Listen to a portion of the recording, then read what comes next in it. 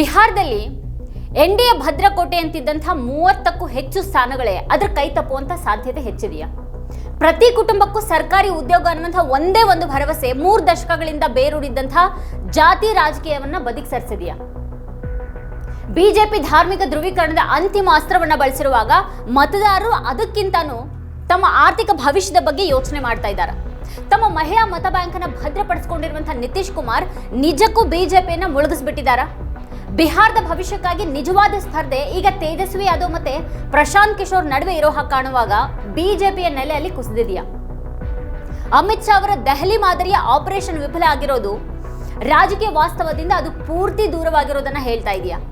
ನಾಳೆ ಬಿಹಾರದಲ್ಲಿ 2ನೇ ಹಾಗೆ ಕೊನೆಯ ಹಂತದ ಮತದಾನ ನಡೆಯಲಿರುವಾಗ ಅಲ್ಲಿನ ರಾಜಕೀಯವನ್ನ ಸಮೀಪದಿಂದ ಕಂಡಿರುವಂತಹ ವಿಶ್ಲೇಷಕರು ಎತ್ತಿರುವಂತಹ ಈ ಪ್ರಶ್ನೆಗಳನ್ನೇ ಇವತ್ತಿನ ವಿಡಿಯೋದಲ್ಲಿ ನಾವು ಚರ್ಚೆ ಮಾಡೋಣ. ಆದರೆ ಅದಕ್ಕೂ ಮುನ್ನ ನೀವಿನ್ನು ವಾರ್ತಾಭಾರತಿ ಚಾನೆಲ್ ಅನ್ನು ಸಬ್ಸ್ಕ್ರೈಬ್ ಮಾಡಿಲ್ಲ ಅನ್ನೋದಾದ್ರೆ ಈ ಕೂಡಲೇ ಸಬ್ಸ್ಕ್ರೈಬ್ ಮಾಡಿ, ಹಾಗೆ ಪಕ್ಕದಲ್ಲೇ ಇರುವಂತಹ ಬೆಲ್ ಐಕಾನ್ ಪ್ರೆಸ್ ಮಾಡಿ ನಮ್ಮನ್ನು ಪ್ರೋತ್ಸಾಹಿಸಿ.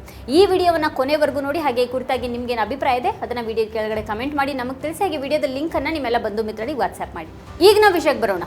ಬಿಹಾರ ಚುನಾವಣೆ ದೆಹಲಿಗೆ ಅತ್ಯಂತ ಮಹತ್ವದ್ದಾಗಿದೆ. ಮೊದಲ ಹಂತದ ಚುನಾವಣೆಯಲ್ಲಿ ಮತದಾನ ದೊಡ್ಡ ಪ್ರಮಾಣದಲ್ಲಿ ನಡೆದಿರೋದು ದೇಶದಲ್ಲೇ ಅಚ್ಚರಿ ಕಾರಣ ಆಗಿದೆ ಮತ್ತೆ ಬಿಜೆಪಿಯಲ್ಲಿ ಆತಂಕವನ್ನ ಮೂಡಿಸಿರೋ ಹಾಗಿದೆ. ಎನ್ಡಿಎ ಅದರಲ್ಲೂ ಬಿಜೆಪಿ ಬಿಕ್ಕಟ್ಟನ್ನ ಎದುರಿಸ್ತಾ ಇದೆ. ಅದಕ್ಕಿಂತಲೂ ಹೆಚ್ಚಾಗಿ ಅದರ ನೆಲೆ ಕುಸಿತಾ ಇರುವಂತಹ ಸೂಚನೆಗಳು ಅಲ್ಲಿ ಕಂಡಿವೆ. ಅಮಿತ್ ಶಾ ಪಾಟ್ನಾದಲ್ಲಿನೇ ಉಳಿದಿದ್ದಾರೆ. ಅವರು ಉಳ್ಕೊಂಡಿರುವಂತಹ ಪಂಚತಾರ ಹೋಟೆಲ್ ಸ್ವತಃ ವಾರ್ ರೂಮ್ ಆಗಿರೋ ಹಾಗಿದೆ. ಇನ್ನು 2ನೇ ಹಂತದ ಚುನಾವಣೆ ಗೆಲುವಿಗಾಗಿ ಅಲ್ಲ, ಅಸ್ತಿತ್ವವನ್ನು ಉಳಿಸ್ಕೊಳ್ಳೋದಕ್ಕೆ ನಡೆಸಬೇಕಾಗಿರುವಂತಹ ಹೋರಾಟದ ಕಂಡಿದೆ. ಈಗಾಗಲೇ ಎನ್ಡಿಎ ಭದ್ರಕೋಟೆ ಎನ್ನಲಾಗಿದ್ದಂಥ 30ಕ್ಕೂ ಹೆಚ್ಚು ಕ್ಷೇತ್ರಗಳಲ್ಲೇನೆ ಬಿಜೆಪಿ ಮುಗ್ಗರಿಸಬಹುದು ಅಂತ ವರದಿಗಳು ಸೂಚಿಸ್ತಾ ಇವೆ. ಅದು ಈ ಹಿಂದೆ 21 ಸ್ಥಾನಗಳಲ್ಲಿ 17 ಸ್ಥಾನಗಳನ್ನು ಗೆದ್ದಿದ್ದಂತಹ ಚಂಪಾರಣ್ನಲ್ಲಿ ಕನಿಷ್ಠ 6 ಸ್ಥಾನಗಳು ಈಗ ಅಪಾಯದಲ್ಲಿವೆ ಅಂತ ಹೇಳಲಾಗ್ತಾ ಇದೆ.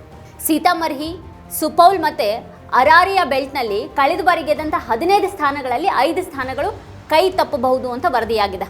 ಭಾಗಲ್ಪುರ್, ಬಂಕಾ ಮತ್ತೆ ಪೂರ್ಣಿಯಾದಂಥ ಹಿಂದಿನ ಭದ್ರಕೋಟೆಗಳಲ್ಲಿ ಹಲವು ಸ್ಥಾನಗಳನ್ನು ಅದು ಕಳ್ಕೊಳ್ಬಹುದು ಅಂತ ಹೇಳಲಾಗಿದೆ. ಇನ್ನು ಈ ಬದಲಾವಣೆ ಕಾರಣ ಏನು ಅಂತ ಅಂದರೆ ಪ್ರತಿ ಕುಟುಂಬಕ್ಕೂ ಸರ್ಕಾರಿ ಉದ್ಯೋಗ ಅನ್ನುವಂಥ ಎದುರಾಳಿ ಒಕ್ಕೂಟದ ನಿರೂಪಣೆ. ಈ ಘೋಷಣೆಯೊಂದಿಗೆ ತೇಜಸ್ವಿ ಯಾದವ್ ಅವರು ಬರೀ ಭರವಸೆಯನ್ನು ನೀಡಲಿಲ್ಲ, ಬದಲಾಗಿ ಅವರು ಬಿಹಾರದ ರಾಜಕೀಯವನ್ನೇ ಒಂದು ಹೊಸ ನೆಲೆಗೆ ತೆಗೆದುಕೊಂಡು ಹೋಗಿದ್ದಾರೆ. ಇದು ಜಾತಿಯ ಸಾಂಪ್ರದಾಯಿಕ ನೆಲೆಗಳನ್ನು ಮೀರಿ ಸಮೀಕರಣವನ್ನು ಬದಲಿಸಬಹುದು ಅಂತ ಈಗ ಹೇಳಲಾಗ್ತಾ ಇದೆ. ಇದು ಬಿಜೆಪಿಯ ಪ್ರಾಥಮಿಕ ಅಸ್ತ್ರವನ್ನು ತಟಸ್ಥಗೊಳಿಸಿದ ಯುದ್ಧ ತಂತ್ರದ ಒಂದು ಮಾಸ್ಟರ್ ಸ್ಟ್ರೋಕ್ನ ಹಾಗೆ ಕಾಣುತ್ತೆ.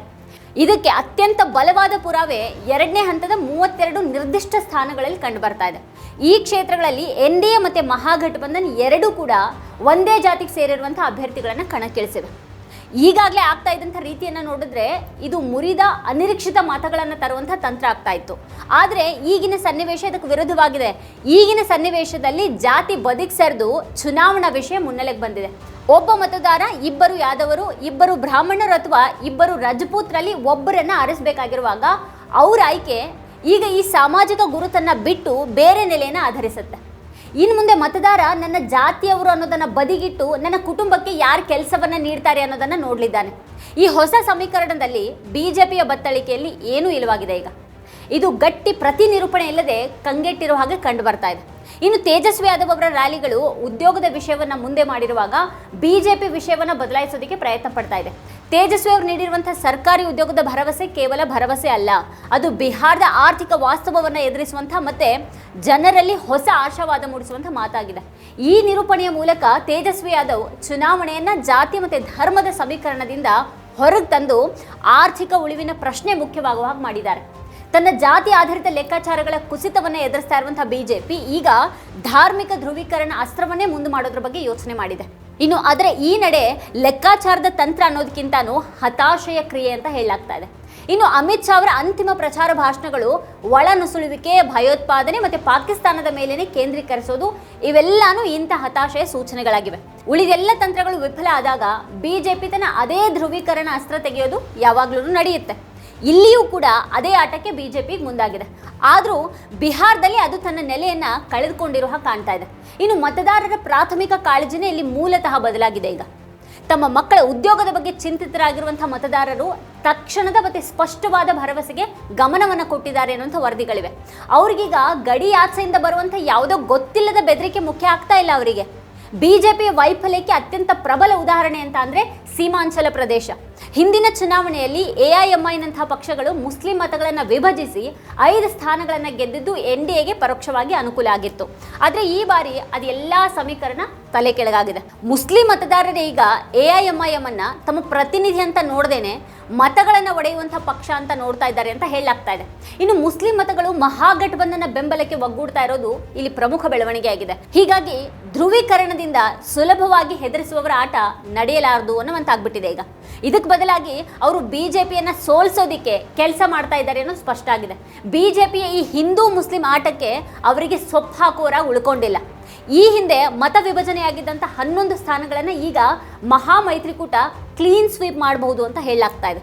ಮತವನ್ನು ಧ್ರುವೀಕರಿಸುವಂಥ ಬಿಜೆಪಿಯ ಪ್ರಯತ್ನನೇ ಅದಕ್ಕೆ ತಿರುಗುಬಾಣ ಆಗಬಹುದು, ಅದರ ವಿರೋಧಿಗಳನ್ನು ಬಲಪಡಿಸಬಹುದು. ಬಿಜೆಪಿಗೆ ಇಂಥ ಬಿಕ್ಕಟ್ಟನ್ನು ಎದುರಿಸ್ತಾ ಇರುವಾಗ ಅದರ ಪಾಲುದಾರ ನಿತೀಶ್ ಕುಮಾರ್ ತಮ್ಮದೇ ಆದಂತಹ ಸ್ಥಾನವನ್ನು ಉಳಿಸ್ಕೊಳ್ಳೋದು ಕೂಡ ಖಚಿತ ಅನ್ನುವಂಥ ಸುಳಿವುಗಳಿವೆ. ಇನ್ನು ಮಹಿಳೆಯರಿಗೆ ಅವ್ರ ಸರ್ಕಾರ ಈಗಾಗಲೇ 10,000 ನೇರ ನಗದನ್ನು ವರ್ಗಾಯಿಸಿದೆ. ಮೊದಲ ಹಂತದ ಮತದಾನ ದೊಡ್ಡ ಪ್ರಮಾಣದಲ್ಲಿ ಆಗಿರೋದಕ್ಕೆ ಅದೇ ಕಾರಣ ಇರಬಹುದು ಅಂತ ಹೇಳಲಾಗ್ತಾ ಇದೆ. ಇನ್ನು ಹೆಚ್ಚಿನ ಮಹಿಳಾ ಮತದಾರರು ಪಾಲ್ಗೊಂಡದ್ದು ಕಂಡು ಬಂದಿದೆ. ಇಲ್ಲಿಯೇ ಎನ್ಡಿಎ ಪೊಳ್ಳುತನ ಬಯಲಾಗಿದೆ. ಇದು ನಿತೀಶ್ ಅವರ ಅಸ್ತಿತ್ವ ಉಳಿಯೋದಕ್ಕೆ ಕಾರಣ ಆಗಿ ಬಿಜೆಪಿಯ ನೆಲೆ ಛಿದ್ರವಾಗಿರೋ ಹಾಗೆ ಕಂಡಿದೆ.